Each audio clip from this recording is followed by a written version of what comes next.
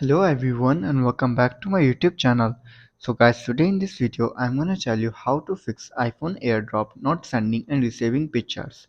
So guys, if you're expressing issue with AirDrop not sending and receiving pictures, there may be several reasons, but don't worry, in this video I'm gonna tell you how to fix this issue. So guys, first of all you have to do is check compatibility.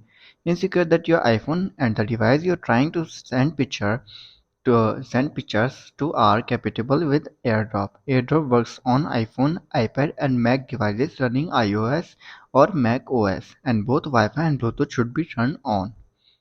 After this, then you have to do is turn AirDrop on. Swipe down from the upper right corner of your screen, then tap on here and hold here. Tap on AirDrop and enable it to everyone for 10 minutes. If this doesn't work, then you have to also make sure that Wi-Fi and Bluetooth are also turned on.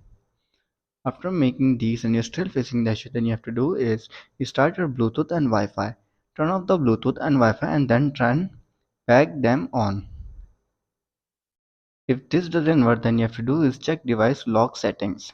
Make sure the receiving device screen is not locked or set to do not disturb when you are trying to send picture via AirDrop. After this and you're still facing the issue, then you have to do is check airplane mode. Ensure that neither your device nor the receiving device is on in airplane mode. After this, then you have to do is forget your Wi-Fi network and then reconnect it. To do this, you have to go to your settings, tap on Wi-Fi, now tap on your network. First of all, copy your password.